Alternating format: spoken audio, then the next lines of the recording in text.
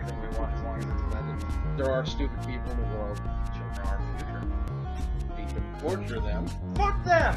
Jesus Christ. Who gives a shit? I know how awesome it is to tie a chick up and just leave her. Well, if you wouldn't, she'd be pissed. I don't get furries. That's your sex suit, man.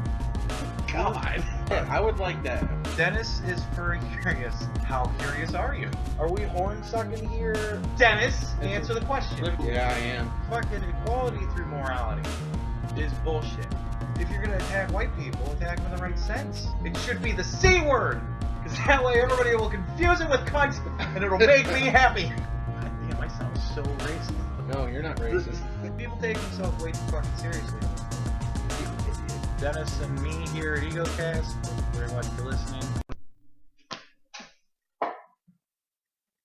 Hello! Hi. We got a lot to do. How you doing? Better. Better? Yeah. Did my pep talk last night help some? Did you sleep on it and fucking wake up in a better mood?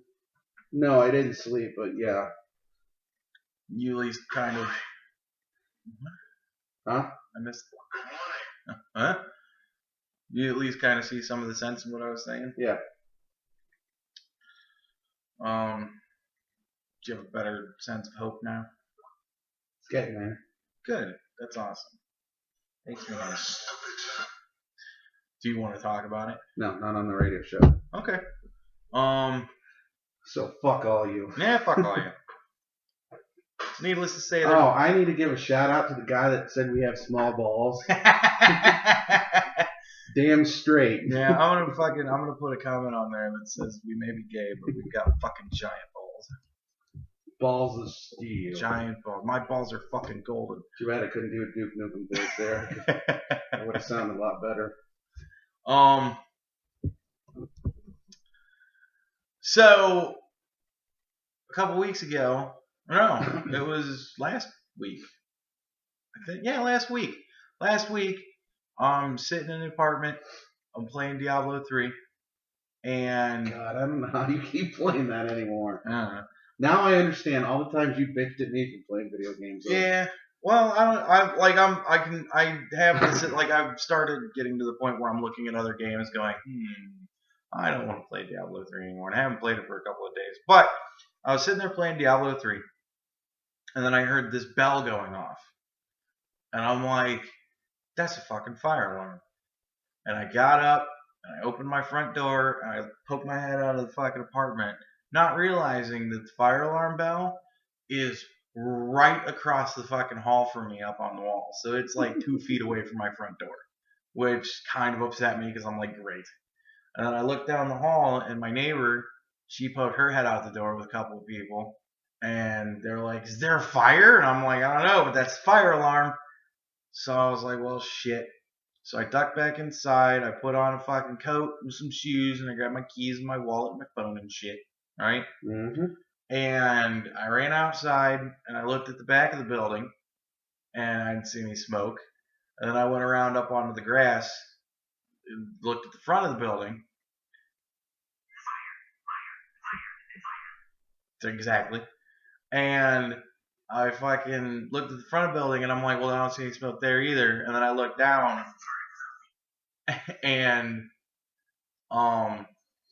everybody from the apartment was coming out of the fucking place and sitting in the front. So I'm like, well, shit, that means that I need to probably do it too.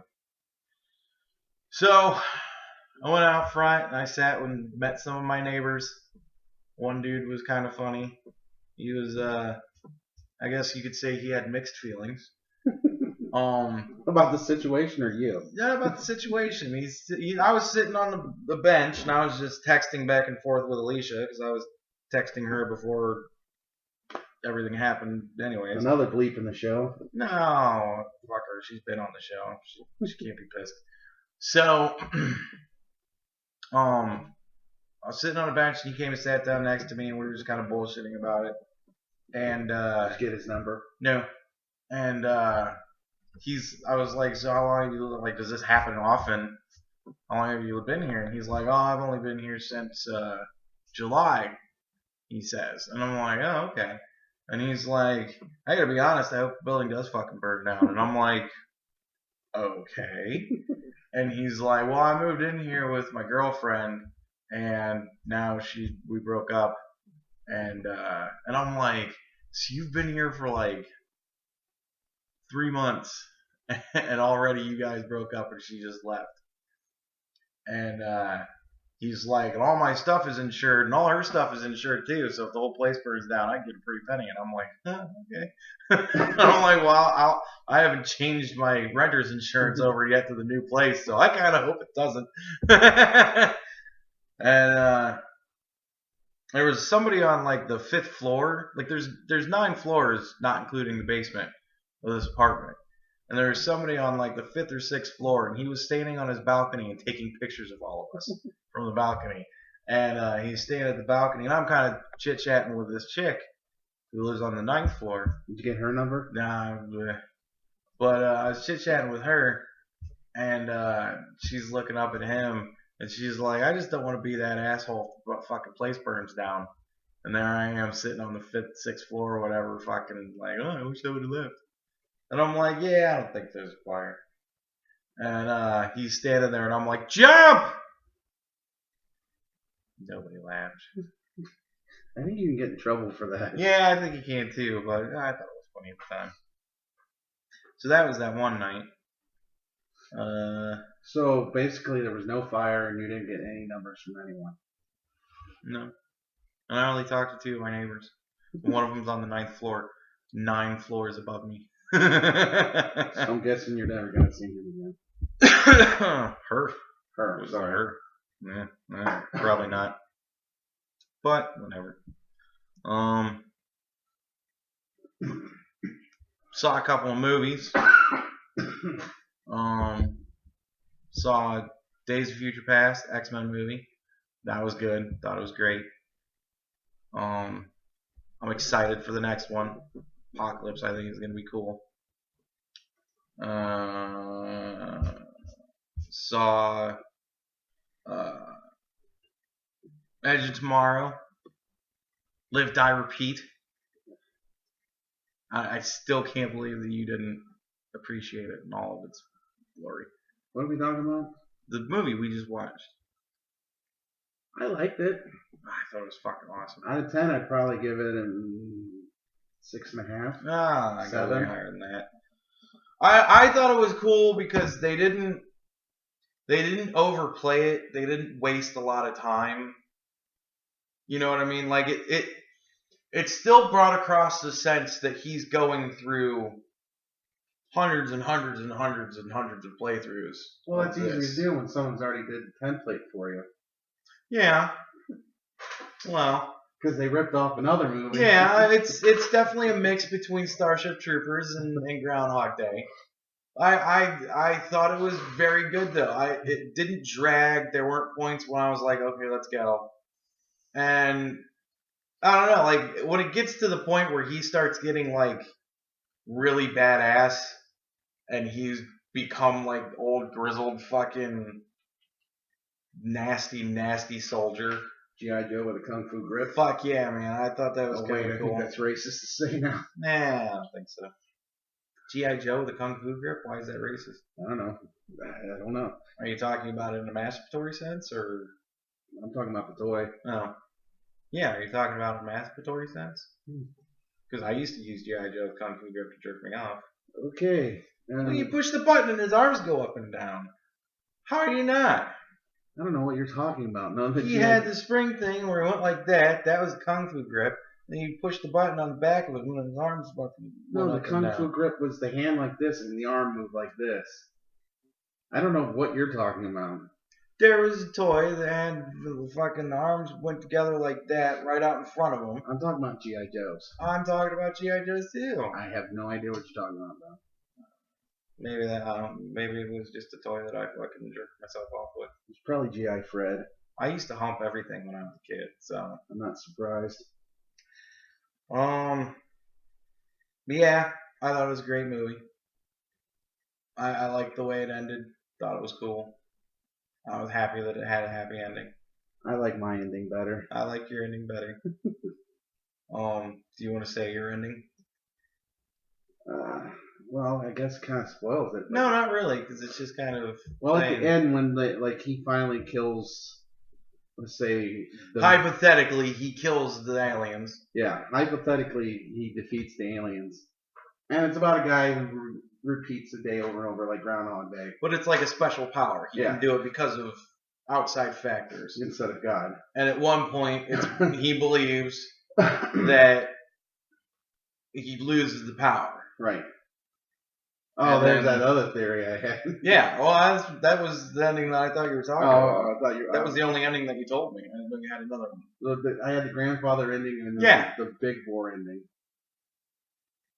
You didn't tell me the big war ending. Like when he finds the final wake up, he wakes up back on the first day, and he realizes he knows what's going on, and instead of getting deserted, he goes, "Okay, I'll be a major in this army." The entire army. And turns it towards France and saves everyone instead of everyone dying. Well, I like your other one where he thinks he loses the power because of the blood transfusion. Yeah, and he lives to be old.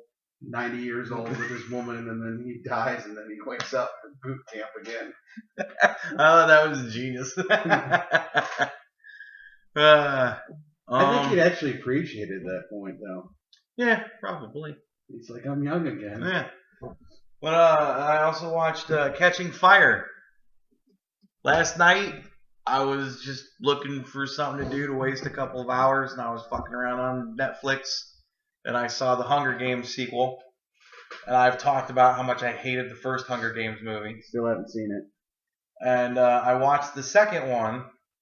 And it reminded me a lot of a completely different franchise. It reminded me a lot of the Hulk movies.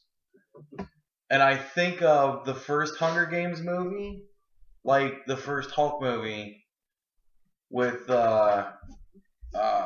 Ang Lee. Ang Lee. His name was Ang Lee or something. Really? Dang. The one with Nick Nolte? Where Nick Nolte was his dad. We watched it. I slept through half of it.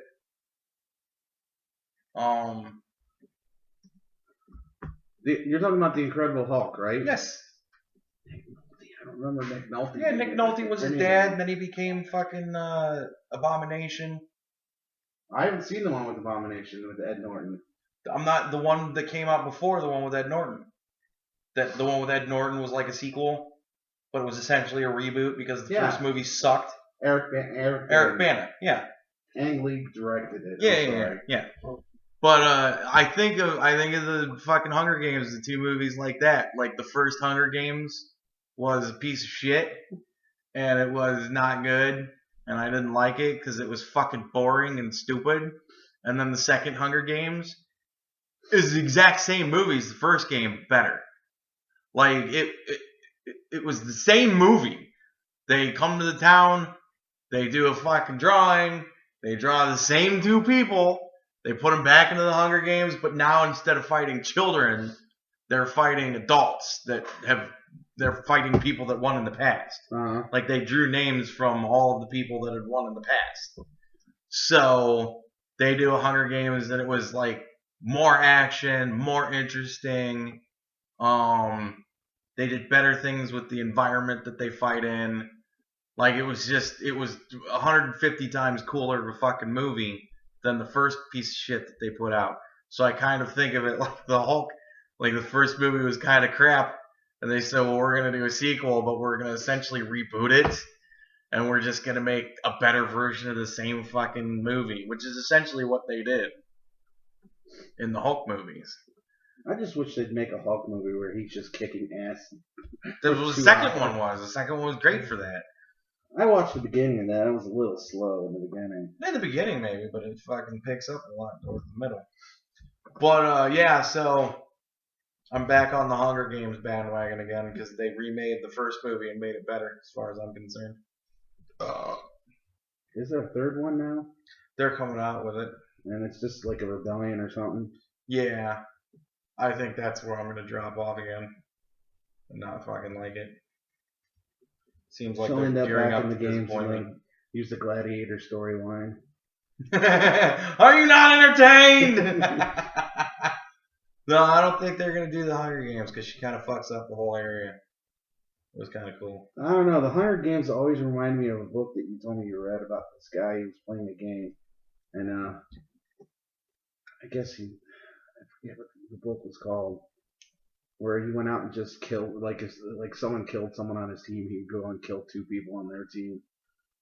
Oh, well, that was one part of a fucking that's what the Hunger Games reminded me of. Just that when you were telling me those stories. I don't draw that same parallel, but I read the books and watched the movie, and you haven't read those books. So. Right. Well, I'm just saying because it was a game and people died. Yeah. Like you said, I haven't read the book. Yeah. How are you doing? You have anything interesting to talk about in your life for the past couple of fucking months that we haven't done a show? We did them. Well, we did one with Brandon. Yeah, that was a good show. That was a good show. Wish it was longer. Before that, from the move, when I didn't have fucking internet. Oh, I got something to bitch about.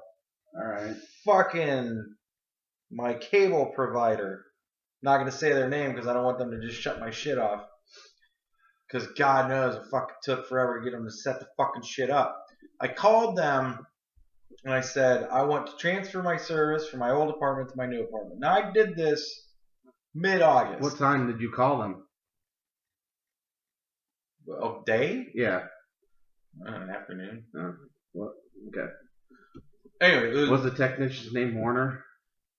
No. Okay. No. So I called them mid-August to say I want to switch my service from my old apartment to my new apartment.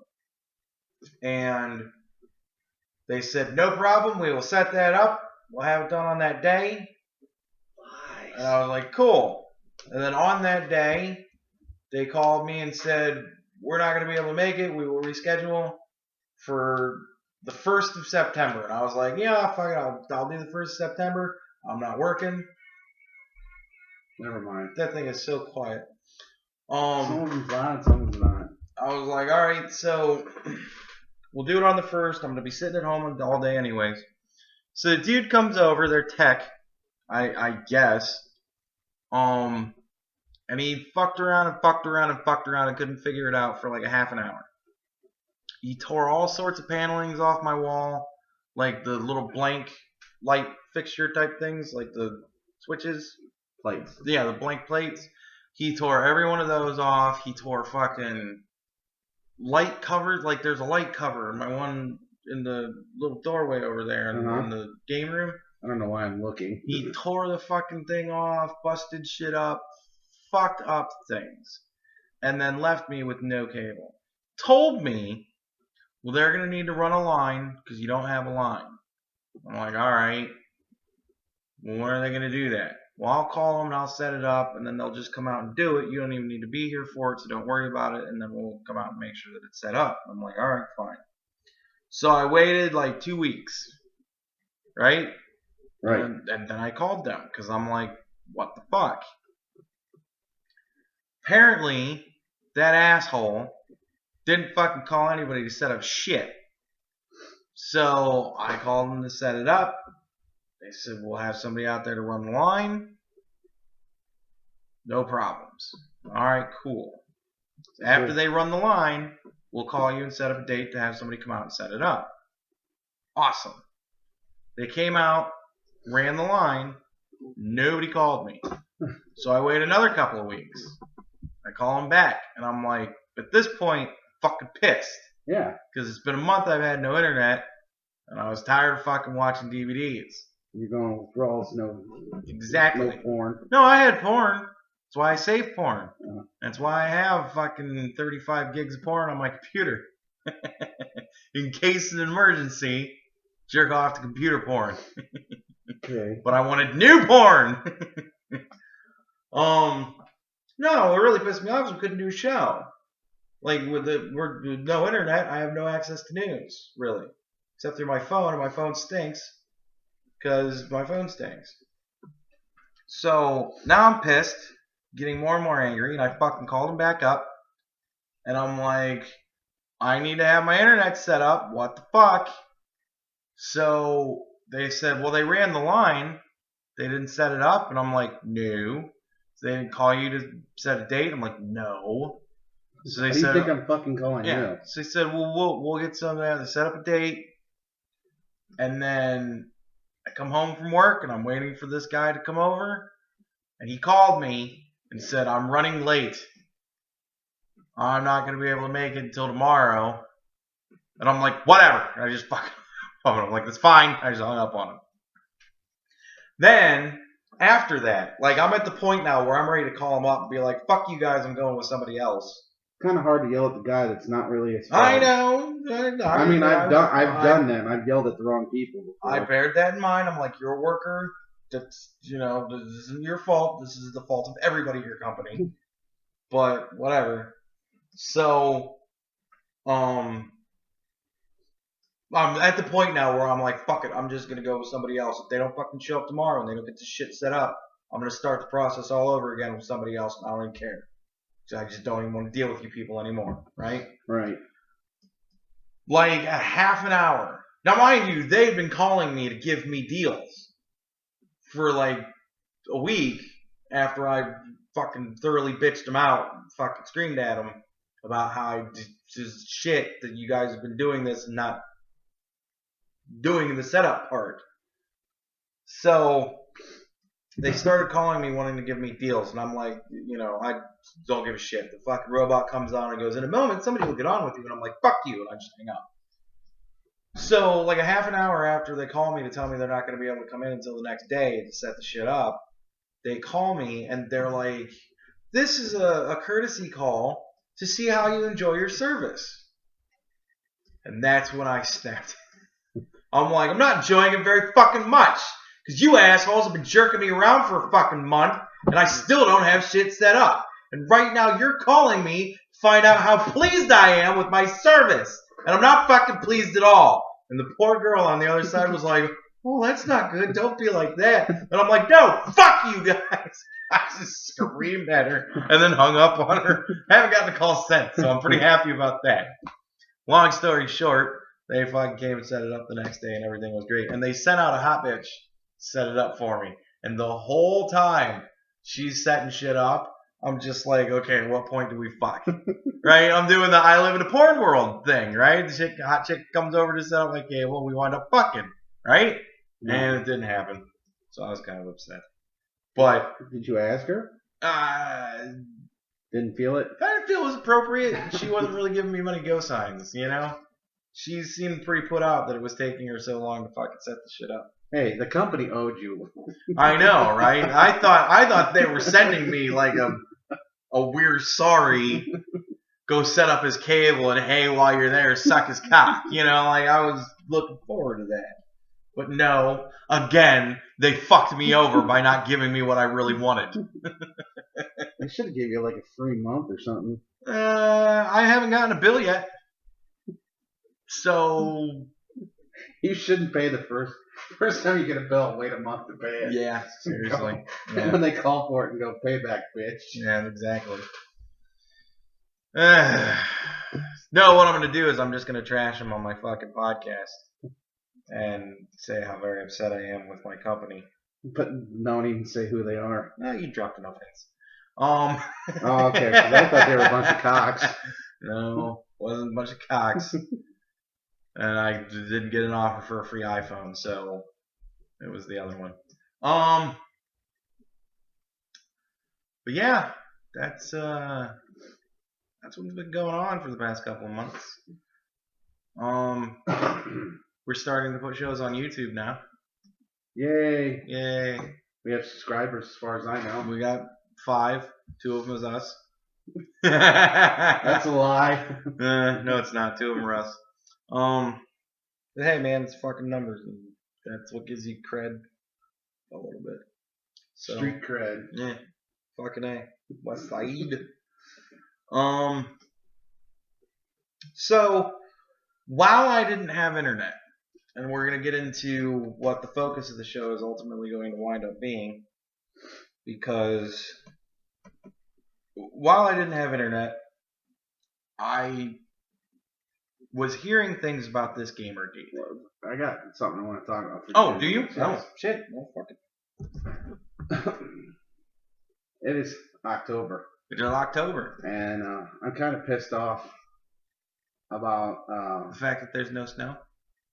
Yeah, that's kind of shitty. No, at least the late snow. End of October would be nice. Every October, you know what I do every October, my ritual. We watch movies. I try to watch a horror movie every day. Usually it starts in September, like the end. Yeah. Sometimes I bleed in November. Bleeds in. Yeah. Enjoying myself. Horror movies should bleed. Yeah. And I've watched all the horror movies I own. I have so many of them, but I've seen them so many times. Yeah. So I have stuff where I can watch horror movies. Mm-hmm. Like Netflix and Amazon Prime. Mm-hmm. Mostly Netflix has really pissed me off. They have nothing now in the horror section. Really? I've seen just about every single one of their movies. Oh. When I first got Netflix, they had an unlimited amount of horror movies. Yeah, because you hadn't watched them all yet. No, they got rid of all of them. They got rid of really? They trimmed everything down. Like everything's like named movies now. They got rid of all the independent movies. There's very few now. Really? Yeah. That sucks. You'd see like Z-grade horror movies. I saw like a German German zombie movie. Blood Snow or whatever? Really, no, that was Scandinavian. That one's really good. Oh. With the Nazi? Yeah, I love that one. I haven't seen it. Because it's on my queue. I love it. Actually, no, it's not. I had no interest in seeing it.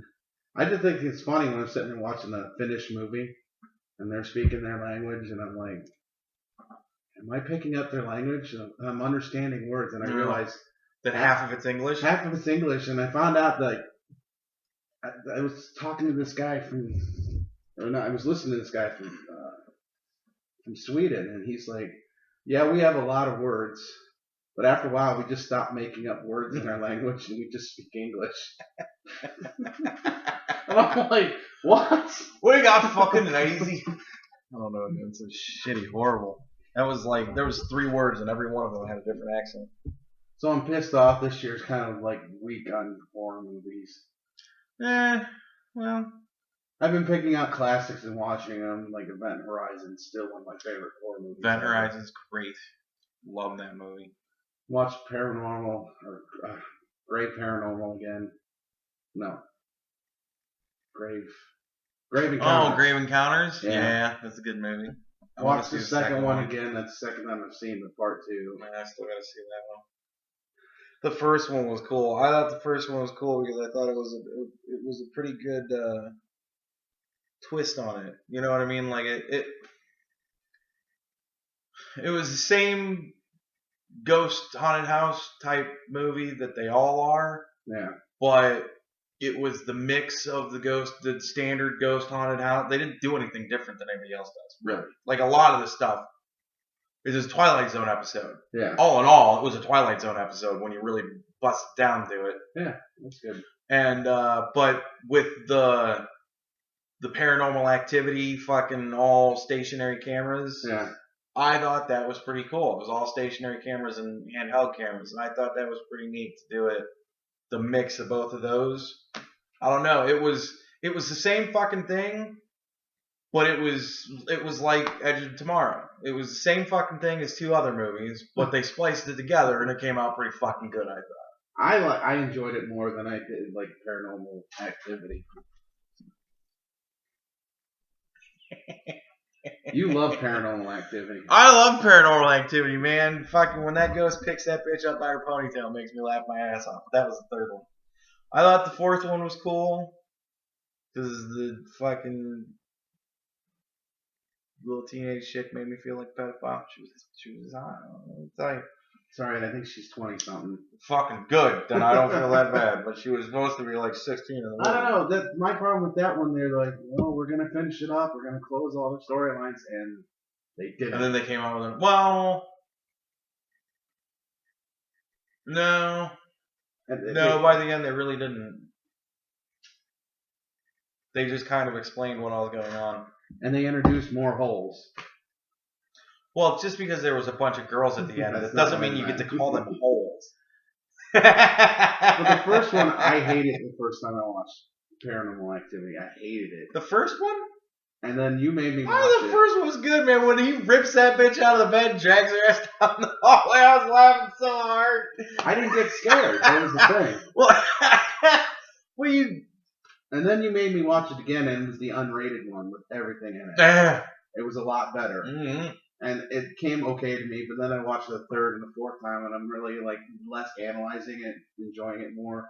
I do like the first one. It's a movie that is meant to just, for when the cool things happen, you go, that's neat. And when the funny shit happens, you laugh your ass off. Man, the first time I watched that movie, it was intense. I mean, I when I watch scary movies, I watch them at night with fucking the lights all out, and I sit down and watch a scary movie. And it was intense. I mean, it's intense. If you can drop your give a shit level to the point where you're just watching a movie just to watch a movie and be entertained, it was very entertaining. And it was very creepy. And it had a lot of those elements that sucked me in and made me a part of that world. But the second one was not as good. Well, when the demon monster fucking grabs that bitch by the leg and fucking drags, like, because, you know, he was fucking with the blankets before and kind of playing with her feet before and whatever. But when her legs start slowly moving off the bed, and then just all of a sudden she's just out of the bed and fucking just dragged down the hallway, I was howling.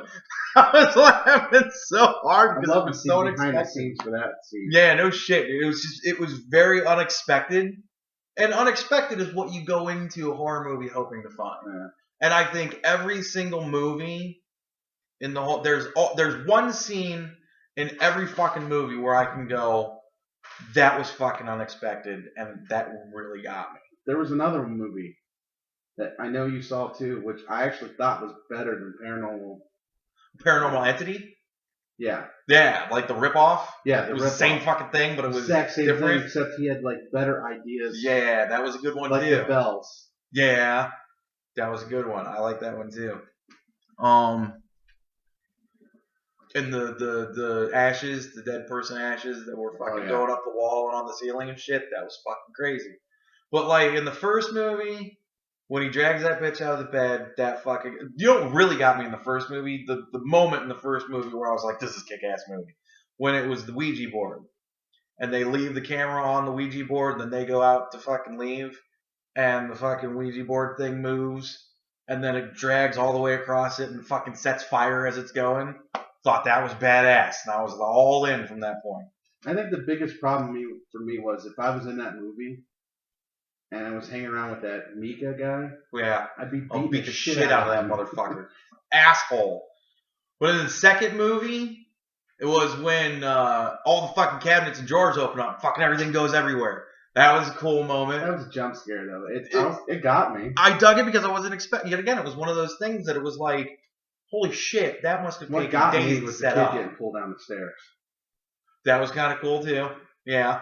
So the kid gets pulled out of the bed and then it gets the stairs. Yeah.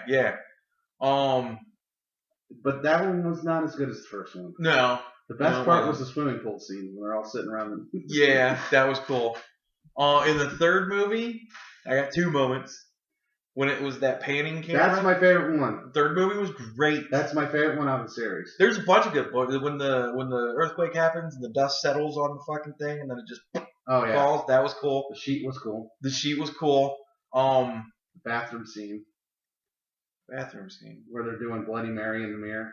I don't remember that one. The oldest girl, Katie, and the guy's friend, they went in the bathroom with the camera and they turned the lights off. And they're going I think they were doing Bloody Mary. Yeah. And they turn the lights off and they turn it on, nothing happened. All of a sudden the door goes crazy. Yeah, that was kind of cool. But like the when it was in the panning camera and the chick's sitting at the table and she's doing whatever and then it pans to the doorbell rings and it pans to her and she gets up, pans to her and she's at the door and then it pans back and then it pans back to her again and then when it pans back to her walking in the room and there's nothing in the room, like the room's fucking empty, and then everything falls from the ceiling from out of frame. That was fucking cool. And when that monster picks that little bitch up by her fucking hair, again, I was howling. I was laughing so hard. Like, it ruins the moment of the scariness of it, but it's so damn funny. And then the fourth one, I really liked what they did with the Wii. No, the Xbox thingy. No, it was the Wii. No, they were using an Xbox. They were playing a Wii. They may have used an Xbox to get the fucking effect. I don't know how they did the effect, but they were playing a Wii. It was supposed to be a Wii. But the dot thing. That was the only thing I liked in the fourth one. Was the game sensor. That was really the only kind of kick-ass thing that they did. Like, it was more focused on people. Yeah. In that one. But I thought that was pretty cool. The little kid walking, or the little ghost, whatever, fucking walking across. I thought that was pretty cool. Like, I didn't get it. Well, like, who's this new kid? You think it's the kid, the little baby from the other movies. And it's not. It's the kid that was in the house. That's what I never understood that. It was the baby it was the baby that... No, the family adopted the little boy. Oh, yeah, Who was the second little boy? The little boy that came, the creepy little kid, that was the baby. No, the baby was the kid that lived with the family. Oh, yeah, that's right. Fuck yeah, that's right. That's what I'm saying. It just didn't make sense. Yeah, who the fuck was that? And then, like the girl got dragged, picked up out of her bed, and then she wakes up the next day and nothing. Yeah. There's just too many things. Yeah. I don't know. I watch those movies for those moments where you go, I'm gonna remember that moment for the rest of my fucking life. That one only had one for me. Yeah. Yeah. I'll agree with that. I was gonna do a top 13 my favorite horror movies, but it's on my computer, which I don't have anymore. And that took a lot of research, and I wasn't gonna redo it. Do you want to explain what happened to your laptop? I spilled tomato soup on it. And then? That's it.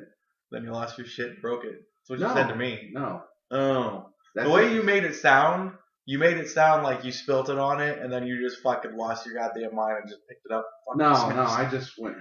I got pissed. That's the one I pictured in my head when you were telling me about it.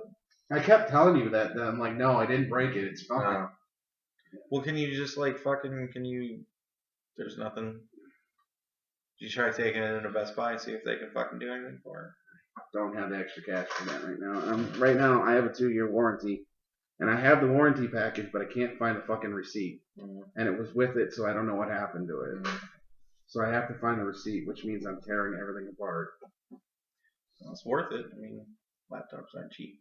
Technically, because I had my brother look at it, and he said I burned out the keyboard. I can turn it on, it loads, but then it goes right to a screen that said you have to do repairs on things. And since I can't press anything, I can't get it to... Can you put a USB keyboard into it? I already tried. No. One time I did get it booted, and I don't know if you're aware of this. This is something I learned. You have a virtual keyboard. A virtual keyboard? Yeah, you go through the startup. You go through some of the programs. I'd have to do it. I don't know. I'd have to look at your computer, but you can bring up the keyboard that appears on your screen. Oh, neato. Huh. Weird. At least I think it's called a virtual keyboard. This year's kind of been weak on horror movies. Yeah, horror movies are just... They're not as clever. I did watch Insidious 2. The guys from Saw made that movie. I haven't seen either of those. Isn't it essentially fucking The Omen? Like it's a kid that's a devil? No. It's something happening with the kid, but no, he's not a devil. No. We also saw from the Saw guys, The Conjuring, which we hated. Yeah, The Conjuring was crap. It didn't have any of those moments, and I wasn't trying to tear that one apart. I was like, we were really watching it at first. Oh, and it just kept getting funny and stupid. Yeah, it was awful. And one of my favorite actors is in it. And he was the guy that was Night Owl. Well, two of my favorite actors. Who was the other one? John Livingston. Oh yeah. I love him. He's cool. But it's just like I don't know. Maybe they just don't have ideas anymore after Saw and Insidious. Dude, fucking, I don't know, man. Like, the Saw movies were very creative in the beginning, and then they just got. Well, they quit after 4. Yeah, they just got cool, like cool. And James things. Waugh, who directed the first one, he only directed one of them. Yeah. I like the Saw franchise. I thought it was good. It's a franchise I can watch over and over again and always still be impressed with what they pulled off. You know what I mean? Like it was an impressive to be able to come up with that many machines to do that many movies, and every one of them was kind of different. Well, I think all the way up to 4, I'm fine with, but at 5 and the rest, it just dropped for me. Mm. I have that rare ability to sit down and watch a movie and just shut my brain off and not give a fuck about what I'm saying. I think it was 5 that was just a rewrite of the second one. And except for the twist at the end where they all had to put their arms in. Was that? I did like that. That was. Then they realized they had to keep each other alive to sacrifice the blood. Yeah. And they thought they had to kill each other off. So that was a nice twist. But yeah, I thought that was cool. It was they were very, like, for what they were horror movies, but they did make you think. You know what I mean? Like, when it came down to it, if you think of it from that perspective, you can kind of go, that's a good point. You know? And the one with young Indiana Jones Powder, I can't think of his real name. The one where he's going through his horror. I have a clue who you're talking about. He played young Indiana Jones. He played the movie Powder. I've seen that, but I mean, it was the movie with the 2 Irish brothers. Bald and white in that movie. Boondock Saints? Yeah, the one. He was in one of them and Saw. It's one where he got hung by the meat hooks, and they pulled him off. Oh yeah. That was a good one. I like that one. I thought it was good where he had where he was an imposter. Where he wrote a book that he was one of Judge Jigsaw's victims, but he wasn't. I thought that was pretty good. You find out he's a piece of garbage. Yeah, I thought that was pretty good. It wasn't the guy from Boondock Saints, though. It's the same guy, isn't it? No. Sean Patrick Flannery. I might be wrong. I don't know. Anytime somebody comes up with an actual name, I'm like, well, maybe I'm wrong. And then they brought Carrie Elways for the ending of the film. Yeah, I thought that was good. I thought it wrapped up very nicely. Oh, it's not done. Oh, they haven't made any more movies. There's a new one. Are they going to make another one? I read somewhere that there's another one coming out. They just wanted to wait. It's probably going to end because I think they waited too long now. It's probably going to be a reboot or a restart or whatever they are nowadays. God. Which I'm getting sick of. Yeah. Well, I don't know. I thought the Spider-Man reboots were good, but a lot of them are just kind of. Anyways, do you want to go into let's focus of the show? I just wanted to get my Halloween garbage out of the way. How disappointed I am this year. Fucking alright, man. Well, when I was incommunicado with the rest of the world, there was this gamergate. So I know I'm coming into it a fucking month late, but people are still talking about it, and there's still articles in the news about it. I know because I looked at the news today, and there was articles about it too. But I've never read the article, the op-ed piece. I never read the piece that started the whole thing. And I know you haven't had very much at all involved in what's going on with it. So I've read stuff here and there, and I agree with most of it. From what perspective? Women's perspective? Yeah, the women's perspective. There are a couple points that I'm going to shoot down, though. Yeah, well, I have... Especially the harassment online, because I don't think it's...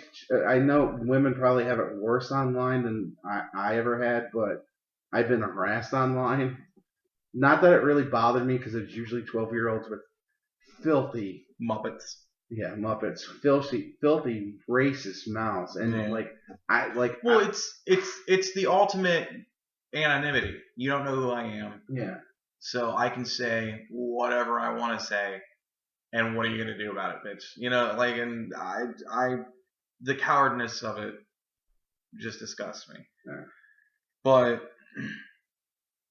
anyways, so I pulled up a couple of articles about it just to kind of see what, if I can figure out what's actually going on with it, because I have no clue. Like I said, I didn't have internet when the original article came out. Now I have internet, and we haven't been doing shows really, and when we've done the one show that we didn't do news at all. So, I pulled up an article about it because it seemed right in my wheelhouse of the things I usually like to bitch about.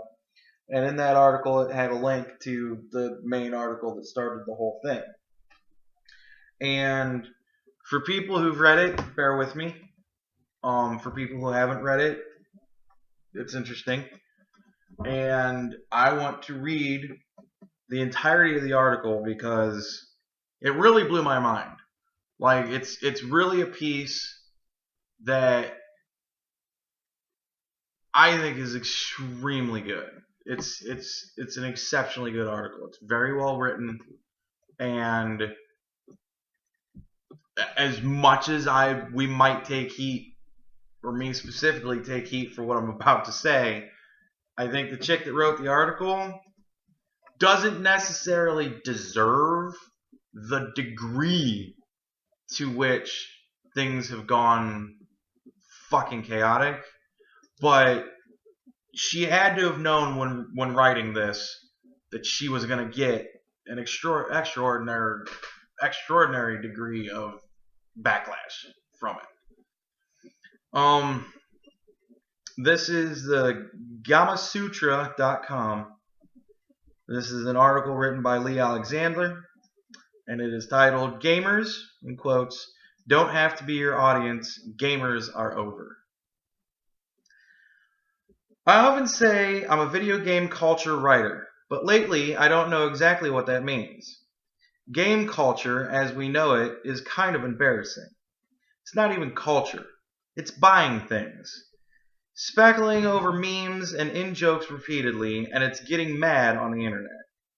It's young men queuing with plush mushroom hats and backpacks and jutting promo poster rolls. Queuing passionately for hours at events around the world to see the things that marketeers want them to see. To find out whether they should buy things or not. They don't know how to dress or behave. Television cameras pan across these listless queues and often catch the expressions of people who don't quite know why themselves are standing there. Games culture is a petri dish of people who know so little about how human social interaction and professional life works that they can concoct online wars about social justice or game journalism ethics, straight-faced, and cause genuine human consequences because of video games. God, I hope I don't continue to fuck this up in the reading process. Lately, I often find myself wondering what I'm even doing here, and I know I'm not alone. All of us should be better than this. You should be deeply questioning your life choices if this and this and this are the prominent public face your business presents to the rest of the world. And all of these are linked, and I can only imagine that they're links of goofy-ass motherfuckers doing goofy-ass motherfucker things. This is what the rest of the world knows about your industry. This, and headlines about billion-dollar war simulators or those junkies with the touchscreen candies. That's it. You should absolutely be better than this. You don't want to be divisive. Who's being divided? Except for people who are okay with an infantilized culture, desert of shitty behavior, and people who aren't. What is there to debate? Right. Let's say that it's a vocal minority that's not representative of most people. Most people, from indies to industry leaders, are mortified, furious, disheartened at the direction industry conversation has taken the past few weeks. It's not like there are reputable outlets publishing rational articles in favor of the trolls' side. Don't give press to the harassers. Don't blame an entire industry for a few bad apples. Yet disclaiming liability is clearly no help. Game websites with huge community hubs whose fans are often associated with blunt Twitter hate mobs sort of shrug. They say things like, we delete the really bad stuff, but what else can we do? And those people don't represent our community. But actually, those people do represent your community. That's what your community is known for, whether you like it or not. So already, she's getting into criticizing online trolls. No problem with that. No problem with that, but you're criticizing people who have made it their life's journey just to make other people miserable online. And fuck y'all, you know that's what you do. Which is going to happen to us, probably. Huh? Which is going to happen to us. I hope so. I think I'm going to take it with a whole lot of grace. I got a feeling we're going to be firing back. When you decline to create or curate a culture in your spaces, you're responsible for what spawns in the vacuum. That's what's been happening to games. And I can't argue with that. Because when you say you've got a culture, you have cultural leaders. And those leaders, they take part in, controlling the masses in some degree. The cultural leaders of the gamer industry are people that run the big game companies. Yeah. And they're not trying to control shit except for the fact they want you to buy their games and not anybody else's. You know what I mean? Mm-hmm. Like, they want to make money and they turn a blind eye to everything else that's going on around them. It's not super surprising, actually. While video games themselves were discovered by strange, bright, outcast pioneers, they thought arcade would make pub games more fun, or that MUDs would make for amazing cross-cultural meeting spaces. The commercial arm of the forum sprung up for the marketing high-end tech producers to early adopters. Young white dudes with disposable incomes who like to get stuff. Suddenly, a generation of lonely basement kids had marketeers whispering in their ears that they were the most important commercial demographic of all time. Suddenly, they started wearing shiny blouses and pinning bikini babes onto everything they made. Started making games that sold the promise of high-octane masculinity to kids just like them. Can't argue with that. No, because that's what they did. By the turn of the millennium, those were gamers' only main cultural signposts. Have money. Have women. Get a gun, and then a bigger gun. Be an outcast. Celebrate that. Defeat anyone who threatens you. You don't need cultural references. You don't need anything but game. Public conversation was led by a games press whose role was primarily to tell people what to buy, to score products competitively against one another, to gleefully fuel the team sports atmosphere around creators and companies. It makes a strange sort of sense that video games of that time would become scapegoats for moral panic, for atrocities committed by young white teen boys in a hyper-capitalist America. Not that the games themselves had anything to do with tragedies, but they had an anxiety in common, an amorphous cultural shape that was dark and loud on the outside, hollow on the inside. I think that's fucking powerful. Because that's a way of saying that teenagers were committing atrocious things, and everybody wanted to blame video games, but video games aren't at fault. And it essentially says that, but at the same time it says, but y'all still fucking did this kind of shit. You know what I mean? Like, it's that phrase right there, that paragraph right there, is the only thing that I've ever read anybody write where I can kind of go, well, you know what, I guess video games do have a little bit something to do with what's going on with a lot of the shit that's going on. School shootings and stuff like that. I'd say partially. Partially. I mean, in a world without video games, that shit's still going to happen. But video games are an educational tool. I've always believed that video games are an educational tool. And one of the things in a lot of video games like Call of Duty franchises and shit like that, they teach children how to use weapons. Not so much using them for the nefarious means that everybody fucking wants to point the finger at and blame, but I didn't know how to load and unload a gun until I played a game that kind of taught me how to do it. Because you see that, and they make it for realism purposes. I disagree, because you could not tear that gun apart and actually use it in real life just from playing video games. No. But it does spark the interest from them to learn how to do it. Yeah, I'll say that. Yeah, I won't say the game teaches you. But to know how to eject a clip,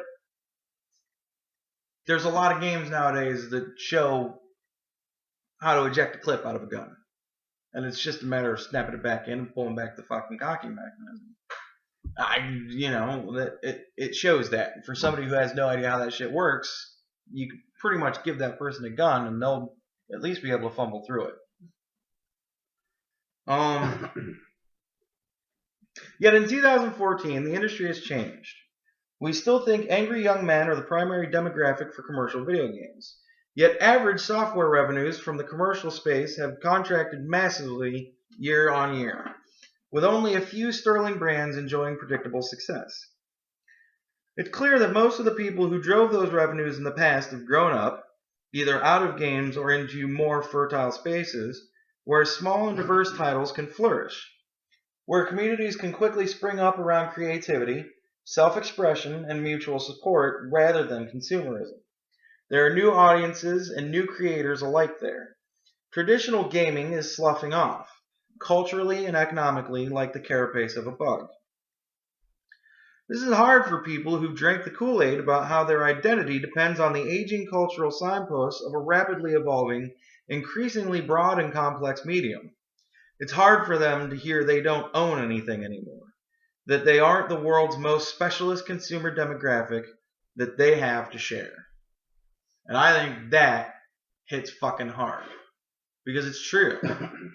All the people that grew up being made fun of because they did nothing but sit around and play video games all day, now everybody else is doing it, and it's kind of a, well, I was here first type of perspective. And she's calling that out in that paragraph. They aren't the world's most specialist consumer demographic, they have to share. We also have to scrutinize closely the baffling, stubborn silence of many content creators amid these scandals, or the fact lots of stubborn, myopic internet comments happen on business and industry sites. This is hard for old-school developers who are being more redundant, both culturally and literally, in their unwillingness to address new audiences or reference points outside of blockbuster movies and comic books as their traditional domain falls into the sea around them. Of course it's hard. It's probably intense, painful stuff for some young kids or some older men.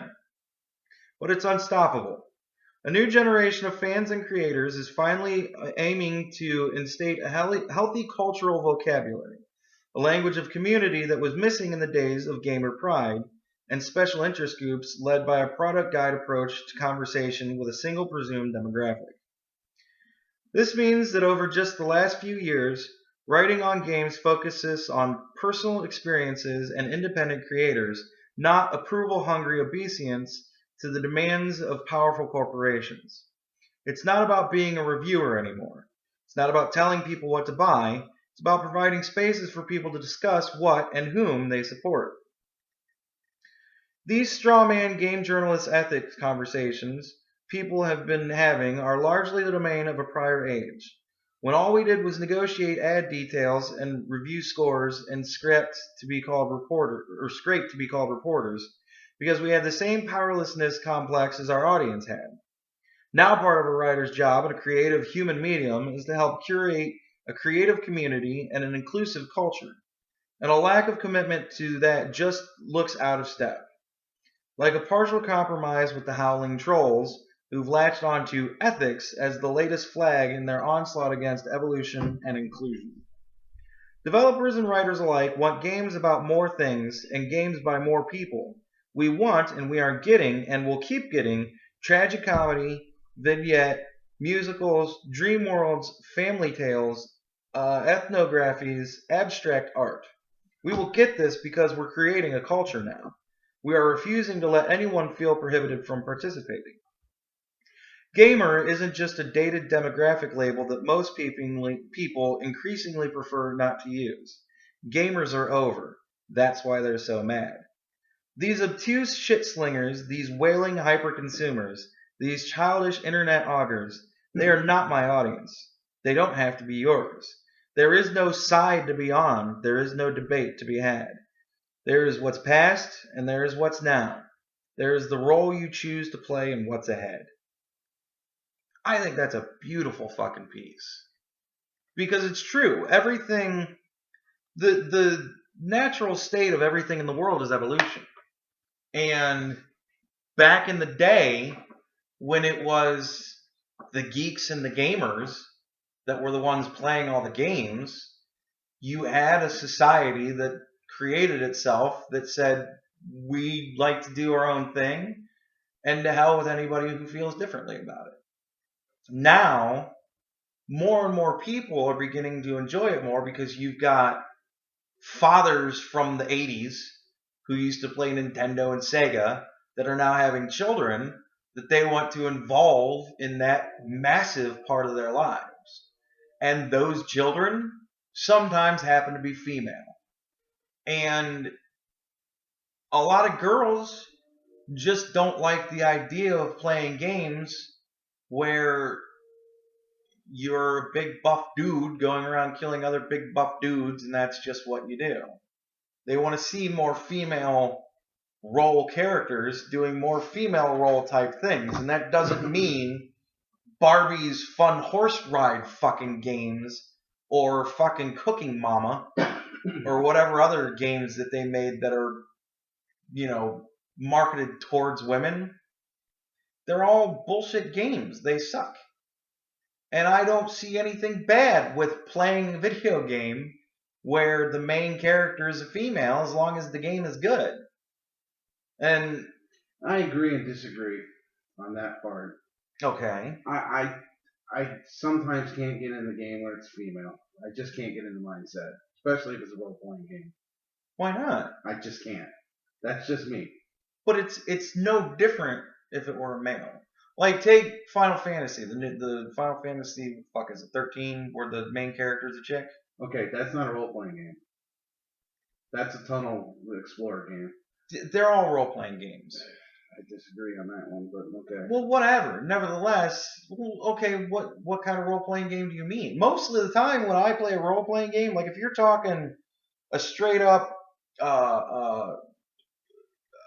Fallout 3 type role-playing game, is that what you mean? Yeah, I'm talking about where you can create your own character. Most of the time I create girls. That's you. I rather play... I put myself in the character's shoes. Yeah, but what different... I really don't understand that perspective, especially when you're saying a game where you can create a character. Yeah, I create... There's nothing that happens different if you're playing a female or a male. Wrong, because I've played both female and male in those games. There are differences. Maybe not in Skyrim so much, but in Fallout, there is. Okay, well maybe there's some differences, but what do they include? What do they encompass? Having sex with male characters instead of females? You get a lot more, and this is going to lead in the article, you get a lot more situations where you end up in, where you can be raped and stuff like that. Where the male characters doesn't happen. Yeah, but that's life. I mean, if you want to talk about a post-apocalyptic world where you're gonna have roving rapist bands because they don't rape the guys. Well, I wouldn't say that it would be a bad idea to make it equal on that level. If you're gonna have groups that are willing to rape women, they should be willing to rape men too. I'll be honest in that one. You should have that. Because that's realism. No matter how you put it. I mean, Deliverance, they had men being raped by men. I just one. Whatever. You know what I'm saying. I really don't see it being very different. I didn't know, because I've played Fallout 3, but I haven't played it as a woman. I've played the game too much. Well, but that was just one of the random games where I didn't actually play it as a woman. Huh. What are you gonna do? I just put myself in the character's shoes, or I Yeah, I get what you mean. And I just can't play as a female. I mean, I have played games as a female, but I just get bored quickly. Well, I mean, me, honestly, if it came down to it and I was playing as a female character in a game and people tried to rape me, that I think would more immerse me in the experience, because then I would be like, well, I want to get raped. And then I would. The thing is, I would think of it from my perspective. Like, when you're talking about a first-person shooter like Fallout is, you never look at. It's not like you look down and you see your fucking tits in your face. You know what I mean? and Yeah, with mods you can, but I'm saying you don't generally. You make the character, true. And from that point on, it doesn't matter if you're male or female, except for the interactions that other characters give you. And I think most of the time you go, oh yeah, that's right, I'm playing a chick. And the problem is, usually when I get in that situation where when I'm playing a female, like in a role playing game, she's putting in those situations, the character ends up becoming evil because I go on a vengeance spree at that point for some reason. Then that's the experience that you pull out of that game. You know what I mean? Like, it's my fault. There's thousands of different roads in games like those, and if that's the one that you choose to go on, own it and fucking go on it. If you decide that you're gonna wind up making a male hater and you just start plugging dudes, then you start fucking plugging dudes, you know? Like, I don't see why that would detract from your experience. It should add to it. I prefer playing a male over a female. Well, I'm not saying there's anything wrong with that. You're a male. And I'm not going to say that you should prefer playing a male over a female, but I can understand that perspective. I'm not going to say that perspective is wrong. But for my part, if I'm going to plunk down $60 of my hard-earned money, yeah, I mean, that's like a half day's work for me. If I'm going to throw away $60 into a fucking game, I better be able to pull from it every experience that I possibly can. And things like that, as far as I'm concerned, are surprising to me. And I go, that's interesting. Let's see how this fucking plays out. And it gives me more time that I can put in that game.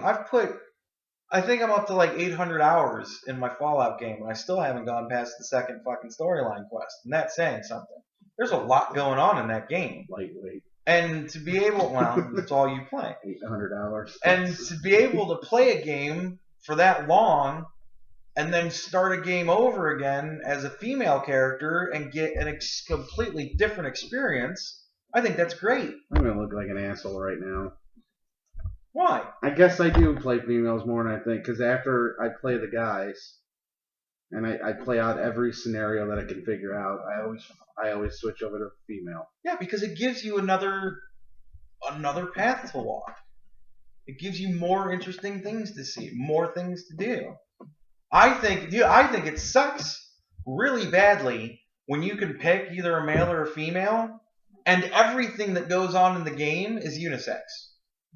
I think that is the developers not wanting to take the time to legitimately make a different experience, no matter what you do. Well, Fallout, you have to get the perks to make it more female game. Yeah. So it's in there, but straight up playing it, you're right. Whatever. Yeah, exactly. But like Kingdoms of Amalur, I'm playing as a girl. Yeah. And honestly, I don't see anything being different if I was playing as a guy. Skyrim's like that too. I don't think. Yeah. I don't even know if they refer to you as she. I don't even know if they refer to you as he actually either. Yeah, exactly. It's all completely and utterly unisex. Yeah. Like the only point in as far as you got to give them, they have. You can be a male and marry a male in that game. So I guess. Yeah. Or female. Yeah, I mean they're striving. Games like they're pushing in the direction, but I don't think that they're pushing hard enough. I think that company is one of the better ones. Well, Bethesda's a great fucking company, and they do good games. Love Bethesda. Yeah, they're fucking awesome. What are you gonna do? I've loved every single game I've ever played by them. Yeah. I can really only think of the two off the top of my head right now, but Oblivion. Skyrim. Yeah, okay. Fallout New Vegas. New Vegas sucked ass. I hated New Vegas. You gotta play it again. It's been fixed up. I mean, it still sucks. I don't give a shit. Fuck that game. You played Dishonored. I played part of it. didn't play it long enough to get into it, and I shelved it after that. They got a lot more games than you realize. I'm sure they do. But I think that just the simple fact that you have the choice to play a male or a female character should keep things interesting enough for both audiences. You know what I mean? Yeah. And to have a different experience. And Fallout 3, not a game for children. No, not at all. So if you're a young girl playing Fallout 3 and some dude tries to rape you, that's your parents' fucking fault for letting you play a mature game. Yeah. You know what I mean? And that's another sad fact of life. That's it. That goes in the ratings board. It's a good guideline, but I don't think the government should regulate. I think the parents should regulate what the kids play. Well, I don't think the government is. That's what they're trying to push for it. Yeah. But I'm very much a. Of course, I've been in certain shops where I've seen like a 10-year-old kid buy like Call of Duty. Exactly, and I'm carding them. They should. I'm very much a. Well, but I got a point on that too. I'm very much a. You should fucking do what you should fucking know better than to do. If you're gonna be a parent, you should accept the fact that your life is over, and your life is now raising a child. Because that's, you eke out those small pleasures when you get them, but you can't just ignore the fact that you have a small human being that you're now fucking raising. So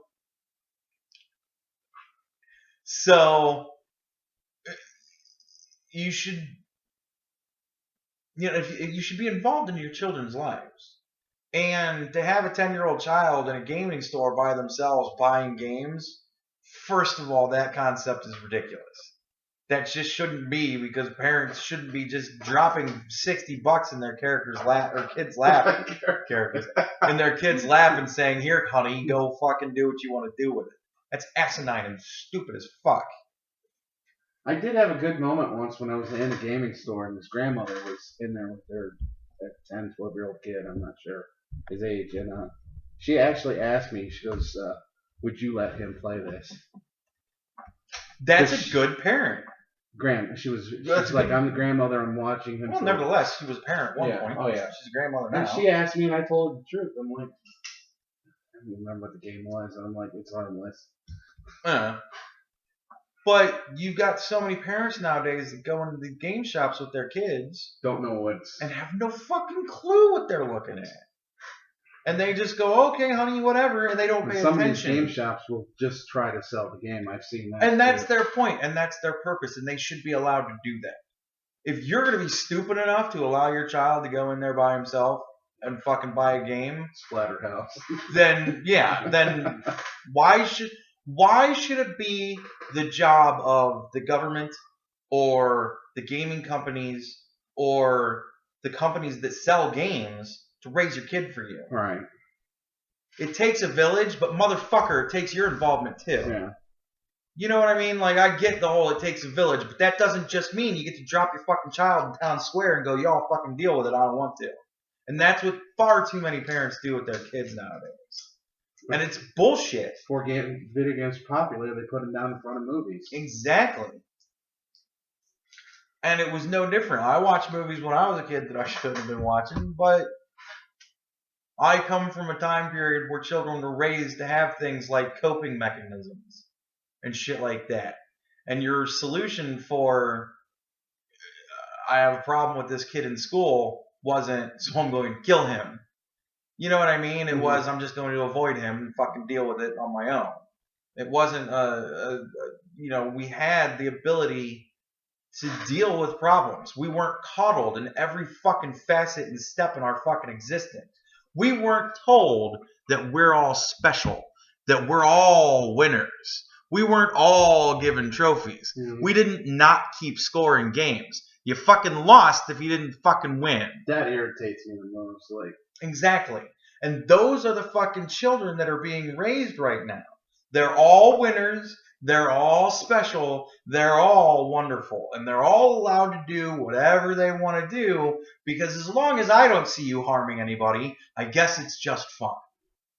And then you have situations like what happened last week with that kid that his girlfriend broke up with him, so he murdered all of his friends and that girl. It wasn't even, he was popular. He was fucking homecoming king or some shit like that. You know what the biggest problem, I think, is not letting kids fight. That's another thing. I think at least once when you're growing up, well, I don't know about girls, but I think you should at least get your ass beat down once. Exactly. And it toughens you up. Even if you deserve it or don't deserve it. It helps you to learn, okay, I've clearly crossed the line in some way. I need to reevaluate my situation and figure out how to not ever have that happen again. Right. I was in a fight twice in my life, and both times I got my ass handed to me. And I've never been in a fight since, because I've always been willing to just kind of go, this isn't worth blood being shed over, so I'm just going to step away. Yeah, but I'm saying this from the point of view, I've never had my ass beat. But I understand. Yeah. I've been in a lot of fights, but I've never been, but I understand. Yeah. You either you're the type of person that wins all the time and you look at your opponent and go, ooh, that's got to suck. Or you're the type of person that loses and you go, that sucked. You know what I mean? Like, but you were also raised with a conscience, with a sense of morality. No, I got trained how to fight at an early age. But nevertheless, you know what I mean? You were still raised with a conscience and a sense of morality. And that comes into play hardcore when you beat the shit out of somebody and you look at them on the ground and go, I don't feel good about what just happened. I never went that. Yeah. Well, you get to learn the nobody wins. I just got to the fight where I can get it to stop. That's what I always did. And that comes into your conscience and morality. And kids nowadays don't have much in the way of consciences, and they don't have much in the way of moralities. Their morality is, I'm better than everybody else. Because they're playing video games at 5. No, I wouldn't say that, because they're all being given trophies. Yeah. It's, because nobody keeps score anymore, because everybody wins. No one's humbled anymore. Nobody's humbled anymore. Exactly. When you lost, you went to your dad and you had tears in your eyes and you said, I lost, Dad. And he said, well, I know, but that's going to happen sometimes. Let's go get ice cream. And you fucking got ice cream and it was a better day after that. Is that what happens? I got smacked. No. Shut up and just go out there and do it again. Yeah. But nevertheless, you went out there the next day and you knew what it felt like to lose and you knew how much that sucked. And you didn't want it to happen again. So you worked harder next time. And you worked harder the time after that. And then you win. And you work harder to keep that fucking winning feeling going. And it's disgusting the way that children are just not raised these days. And it's disgusting because this gamergate shit, from that article that I just read. I'm on her side. Me too, because it's true. She's saying, look, the industry's evolving. This isn't just you guys' thing anymore. It's for all of us now. And from that article that I read, which to me I felt was inspiring, it was scathing, and it hit hard at home. I was that kid that sat around all day and played video games. I was ostracized and teased because of it. But nowadays you can't say that kind of thing to people and have them just go, yeah, I see your point. Because nowadays... I'd like to email her and see if we can get her on the show on Skype. It would be fucking awesome. I would like to talk to her. But nowadays, you've got the trolls. And they have devoted their lives to making other people miserable. And that's just what they do. And that's bullshit. You're ruining everybody else's fun. Why are you so special that you get to do that? Well, because you never lost. Because you were taught that everybody's a winner. Especially you, sweetie, because you're the most wonderful of all. Fuck that bullshit, dude. You're a piece of shit. If your goal in life is to get on a message board and just start a fight and then just sit back and giggle while everybody else argues, fuck you and your ass, you're a piece of shit. And you know you're a piece of shit deep down inside. And you need to find a better fucking outlet for your time. Does that make me a piece of shit too for going on message boards, fucking with people? Well, it depends on what you're doing. I don't know what you do. What are you doing? Well, are you a troll? Do you get on there just to start fights? No, because that's fucking funny. You know what I mean? Like, okay, there's a big difference between I would like to get on a message board and talk about how much I like this movie and have an intellectual debate with other people who might not have. Right. And I'm going to get on a message board and I'm going to try and have cyber sex where I'm raping somebody. Those people deserve to be fucked with. And I'm sorry, those of you out there that might be listening to this, you fucking deserve to be fucking fucked with. Careful, it might be me on the other end fucking with you. But there's a big difference. I mean, you got to look at what you're doing. Like, I stopped reading YouTube comments because half the time, like, sometimes there are people putting information in it's like helps with the video, like where it's interesting. Yeah. And then there's others. There's people having wars on it. Yeah, nothing to do with the video. Yeah, if the best comment you can come up with is that's a piece of shit, that's a worthless fucking comment. Why? Why is it a piece of shit? If you're gonna get on there and like our first comment, he said we had small balls. Yeah, we have tiny balls and we're gay. But it was a great show, and it was awesome, and it was funny. That was a funny comment. I mean, yeah, that's a good comment. Because negative, but it was funny. Well, it's not even really negative as far as I'm concerned, because it followed up with it's awesome and it's funny. Yeah. It was somebody taking a dig, and okay, fine, take your dig. I like it. And you know what? As soon as I get the chance, I'm going to get back on there, and I'm going to fucking reply to that. And my reply is going to be, we may have tiny balls. Or we may be gay, but our balls are fucking huge. Like, that's a funny reply. Just be creative with shit. Don't just get on there and go, sucks, I didn't like it. Well, okay, why didn't you like it? Be constructive. Give me the opportunity to sway you. So come up with a good reason. Other than, I just didn't. That's fucking bullshit. How do you argue with that? You don't. And that's somebody who thinks they're special. That their opinion fucking matters. All the people out there, the interest groups that say, well, I was offended. Okay, well, why were you offended? Well, because it offended me. Well, here's my perspective. This is why I did it in the first place. Well, I don't agree with that. Well, why not? Well, because of this. Well, okay, well, I'll shoot back with this. And that starts a dialogue. I agree with people being offended. I think people being offended is great. Because if you're willing to go the distance and not just be offended and have that be the end of it, if you want to look for a resolution of some sort or another, that spurs on intellectual debate. That generates creativity because you had to be creative with your argument and I have to be creative with my response. And I can't respond with, well, you're just stupid, you should like it. Well, why? You know what I mean? And there's so many of those. I've read like certain groups would like protest certain movies because they're offended by it, and then you dig into it and you find out they never watched the movie. Yeah. Well, fuck you then. Yeah. You know what I mean? Like you didn't watch the movie, so I don't care about your opinion then. You're just drawing from the conclusion from the title, maybe the trailer, and the trailers are not. They're tricking you, so you go see the movie. Yeah. And fuck those people, dude. Those people are useless as far as I'm concerned. If you want to be creative and have a creative fucking outlook on something, awesome. If you want to just sit there and go, then the hell with you. You don't deserve to make a comment if the best comment you can come up with is, I didn't like it. Right. Another thing I'm getting sick of, which is going to probably sound horrible, people outing themselves.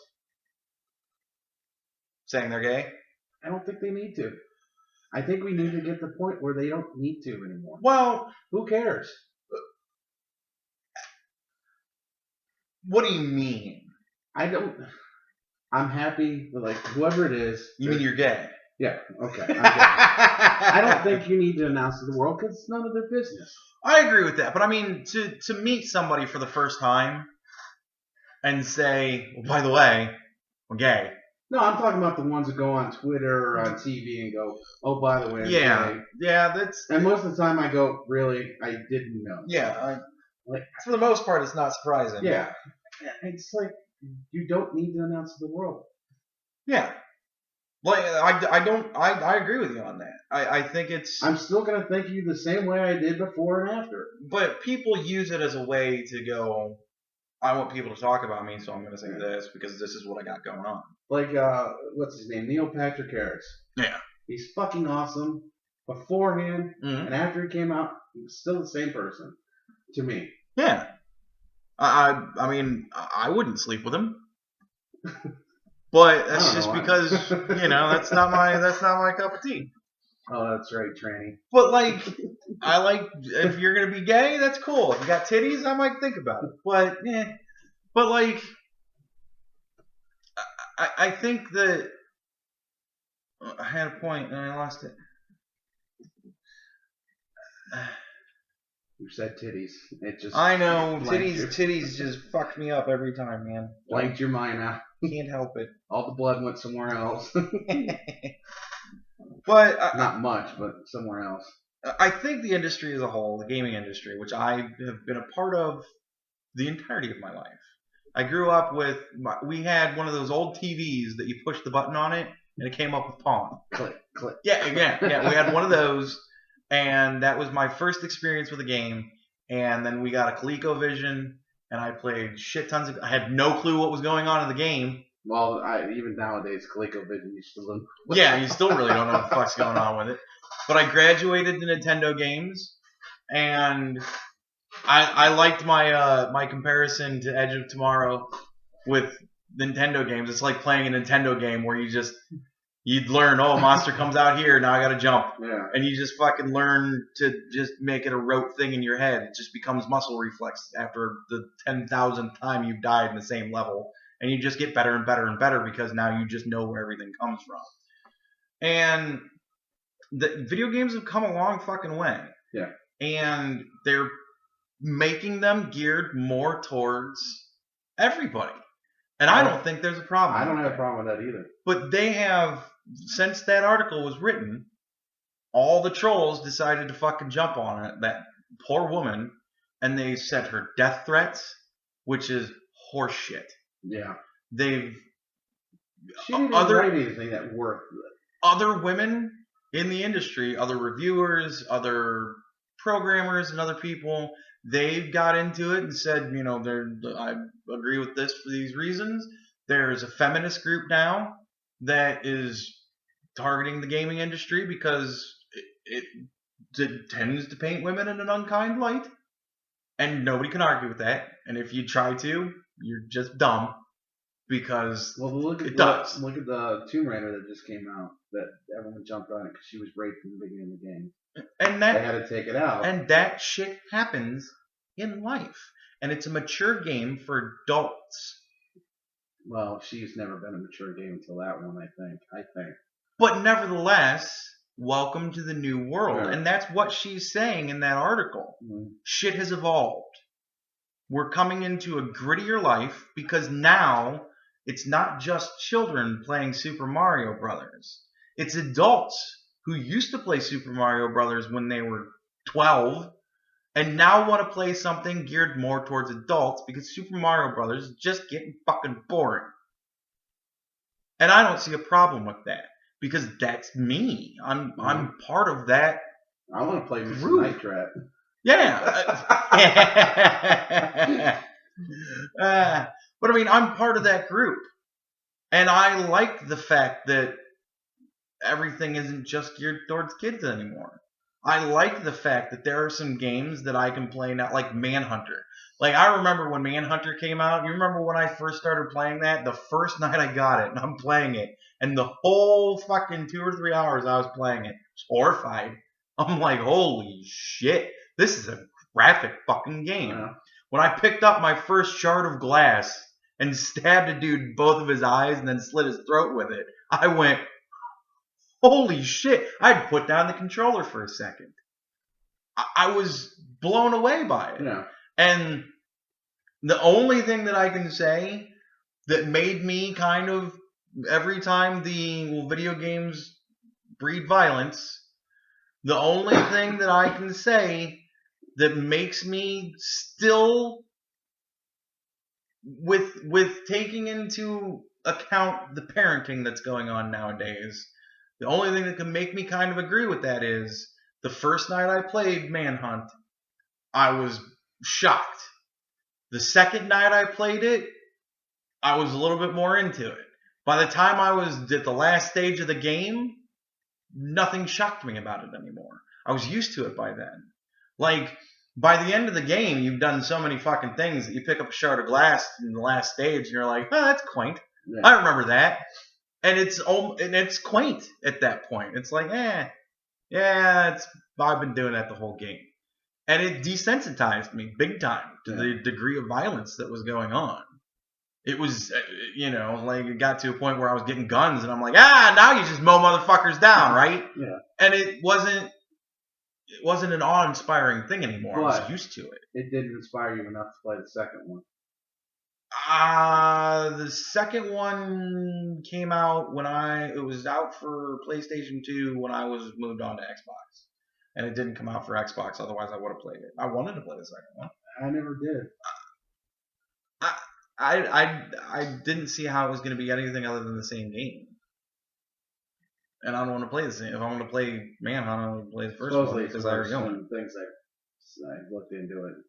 I remember when it came out for the Wii and they took it off because you had to do like strangling motions with the nunchucks. And I'm like, and I thought that was kind of clever and I wanted to play that because I'm like, well, that's interesting. But that's not for children. And video games for the longest time, and that's the reason why everybody points at video games every time a kid shoots up a school and goes, video games, video games. Yeah, but the reason why they do that is because so many older people that didn't grow up playing video games, the 50s and 60s people out there, they can look at that and go, well, I think that's horrifying. Yeah. Well, yeah, because you didn't grow up jumping on little mushroom people and turtles in your youth. You can think of that as being horrifying. This fat plumber is running around jumping on the heads of other little creatures and fucking smushing them. If you look at it from the right perspective, that's fucking horrifying. You want to know what's even more horrifying? Huh. In the first game manual, it was Bowser changed all the people in Princess Land. Yeah, changed all the people into turtles and shit. And so he's jumping on other citizens. So he's a mass murderer. Yeah. I think they've changed that since then, but yeah. But Sonic the Hedgehog was different. Dr. Robotnik took all the little fluffy animals in the woods and he trapped them inside of these robots, so you were killing the robots so you could set everybody free. And that was happy. It was a happy, we're setting everybody free. But nowadays, sometimes you gotta shoot a motherfucker in the head. And I love playing Borderlands because I play the sniper, and I love popping people's heads. And when I got Borderlands 2, you know what pissed me off about Borderlands 2? No sniper. You can play as a sniper, you use a sniper rifle, but when you shoot people in the head, they just go, and die. Their head doesn't explode anymore in a big bloody... They just kind of, die. And as sad as it is to say this, that kind of pissed me off, because it was so much fun to shoot somebody in the head and see their little head fucking explode in a red mist. It was neat, and it was funny. It made me giggle. But that didn't mean that I wanted to have that experience in real life. Right. You know what I mean? I'm just not that person. But children nowadays that are being raised, they're all special. And you can do anything you want to do, sweetie. Don't you worry. While killing people encompasses that you can do whatever you want to do perspective. Right. And when that's what you're teaching your child, they're going to do whatever they want to do.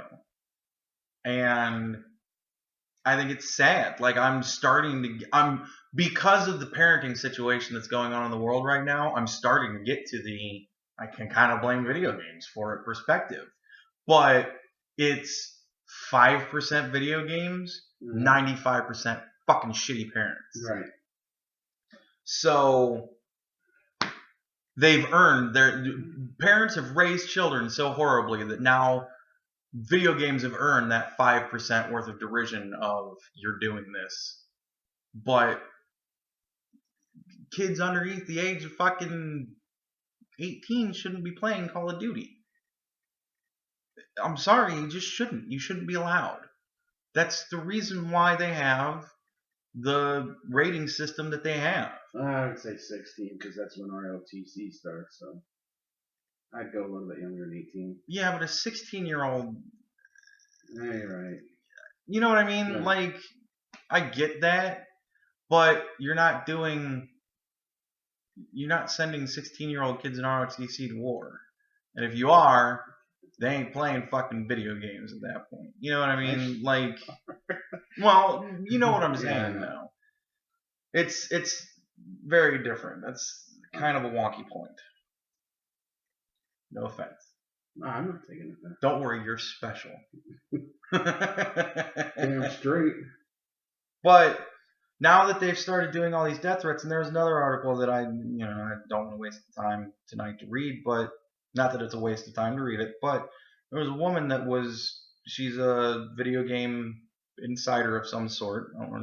Didn't really catch exactly what she did. As I was scanning the article, she was talking about how, the first paragraph was the first opening statements that she wanted to say when she went to go and speak to a college. And she got death threats. And it made her cancel the appointment to go and speak to kids in school. Because, security for the campus said, well, we can't guarantee you that nobody's going to make it in there without a gun. And all those assholes online were saying that we're going to make school shootings look like child's play with what we're going to do if you come and speak. And that's bullshit. Yeah. And that, it breaks my heart because I do count myself among that group. But, it's the not all Muslims are terrorists. There are some Muslims that are very nice people. Yeah. And I work with a bunch of them. And they're great. And it breaks their heart to see the fanatics ruining, just dragging their name through the mud just because they have a belief structure that's unpopular. Mm. Because of the fact of the fanatics. Because they take the ideals and warp it and make it their own horrible fucking nasty thing. And Christians do the same thing. The God hates fags people. Westboro Baptist Church. Fuck those people. And I'm a Christian. I'm a very hardcore Christian. But my Christian belief is we should all be good to each other. Their Christian belief is we should all be good to each other except for these little sects that we don't like. Because we don't like them because they don't have the same ridiculous points of view on the world that we do.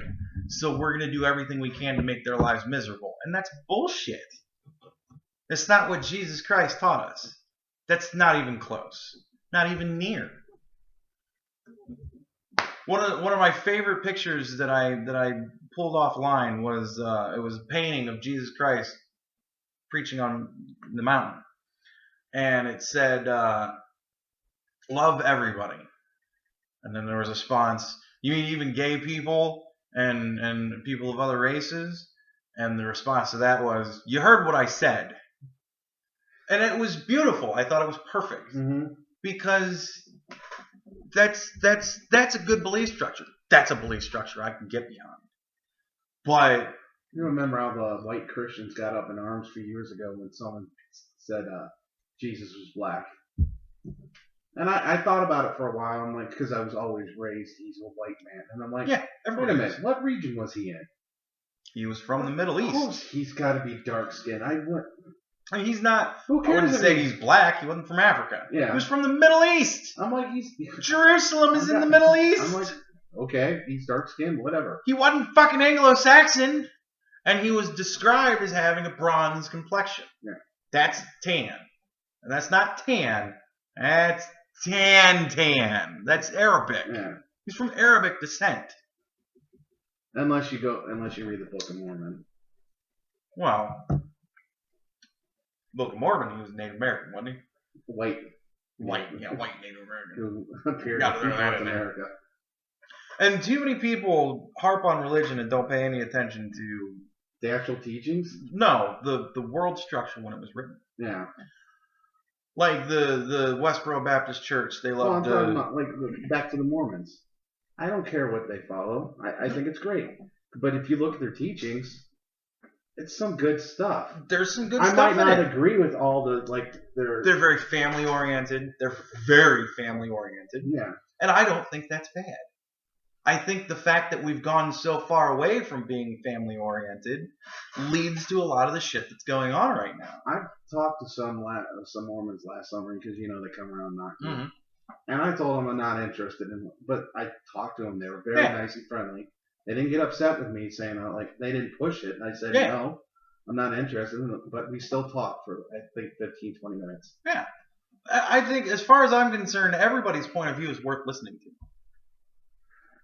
But just because your point of view is worth listening to doesn't mean I'm going to give it any weight. Yeah. I'll listen to it. That's as far as I'm willing to go on the outset. As far as what I'm going to get from it, it's my fucking choice. If I don't agree with your point of view, I don't agree with your point of view. I kind of want to start a religion where I pick and choose from other religions and then take all the good stuff. It was Big Trouble in Little China. Buddhism and Tao's alchemy and sorcery. It's like your salad bar. Pick what you want and leave the rest.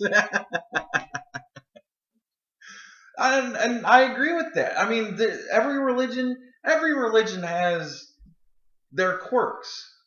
But every religious belief, except for a couple, obviously Satanism has skewed point of views. But every religion has the same basic tenet. Be good to people. And the only difference between every other religion and Satanism is Satanists say be good to yourself before anybody else. All other religions say be good to everybody else before yourself. They all teach sacrifice. And sacrifice doesn't always mean take that person you don't like and sacrifice them. It's a personal thing. You sacrifice some of the things that you hold dear to help other people.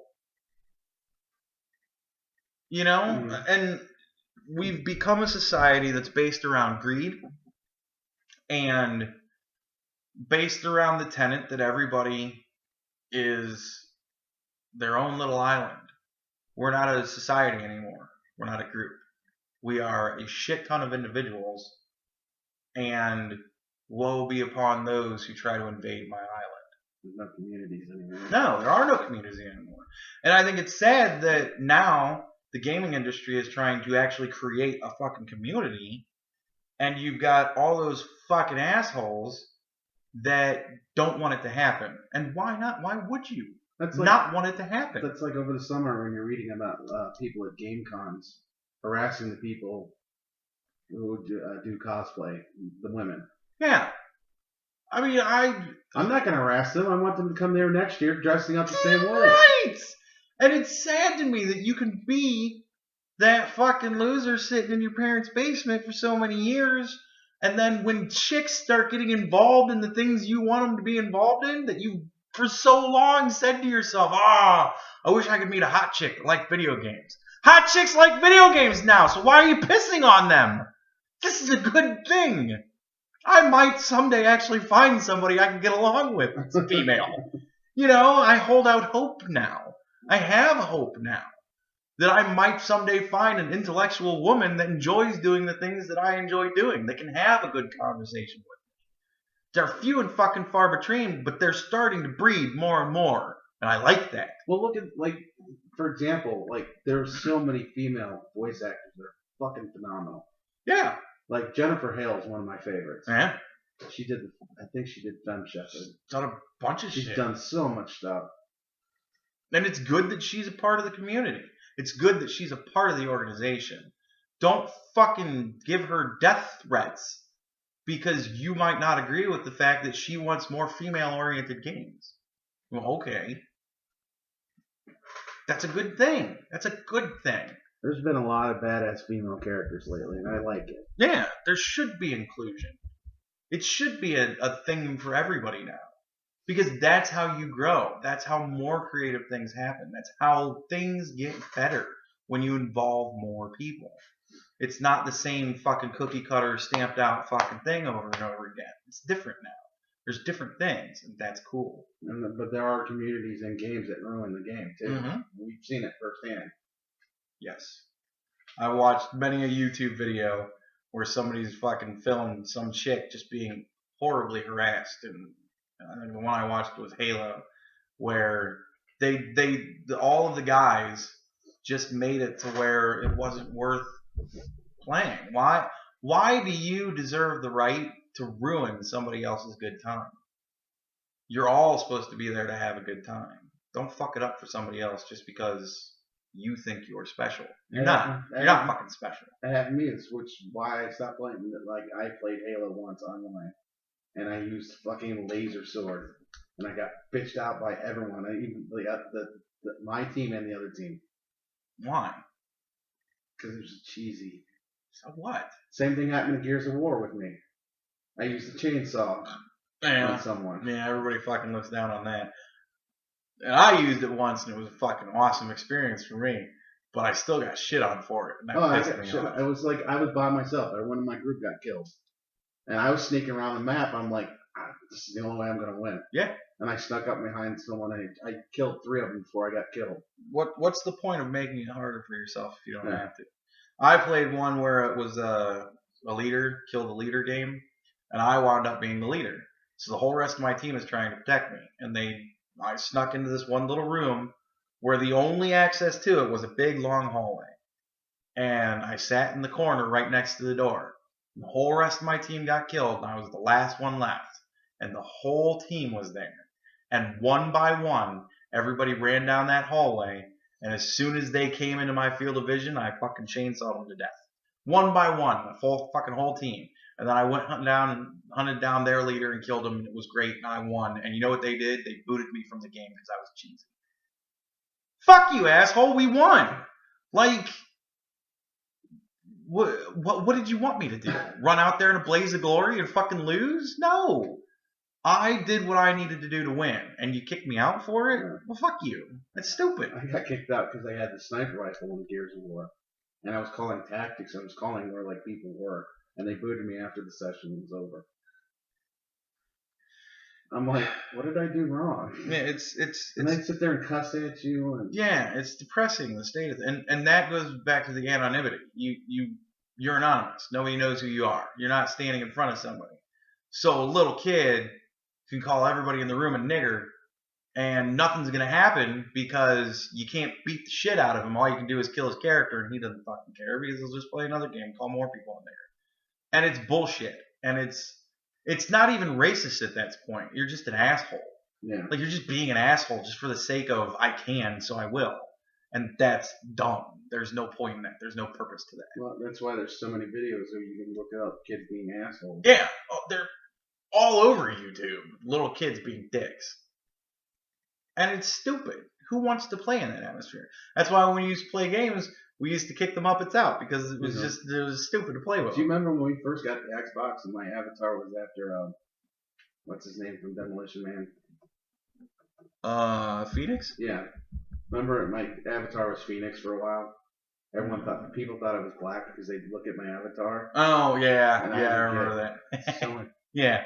And that's people being so racist to me. Dude, it's sad because now yet again you're limiting the playability of another person. And I almost never play games online. And if I do, I play with my friends. Yeah, that's it. Because there's no point otherwise. There's been very few times when I met someone online that was cool. Yeah. So I don't know. That's my soapbox. I really don't have any new points to throw out there on it. We just keep telling stories, but it just. Yeah. I'm hungry. I want to eat. So that's the show, I guess. There you go. You got anything else? All right, cool. No. I guess we'll. If anyone wants to talk to us. Yeah, please comment. If you have comments, please make them constructive comments because otherwise I'm just going to ignore you. anybody who wants to put an actual point of view, anybody who wants to go beyond themselves far enough to actually put their point of view out, I'm more than happy to listen to it. I'm more than happy to reply to it. But if we it's can not, figure out to get you on the show, if you want to bitch at us, that's fine too. If it's not constructive, then don't even bother, because I just don't care. I'm not going to delete your posts, but I will make fun of you. I will rail those people. I think we should delete them if it like gets pages and pages. Like turn off the comments if people are going to war. No, fuck them. I mean, if that's what they're going to do, if they want to de-evolve it into that, then like I said, I'll just ignore you. Yeah, but I don't want to ruin it for our listeners who don't want to see that shit. Well, our listeners who don't want to see that shit should be adult enough to just ignore them as well. All right. You know what I mean? Right. Like I will listen to anybody's point of view, and if you're just going to be stupid, I'm just going to ignore you. And I fully encourage everybody else to ignore them too. And just remember, we might see you. Yep, we might see you someday. If you're a big enough fan of the show, you might come to an event someday. I'll remember who you are. And that's it.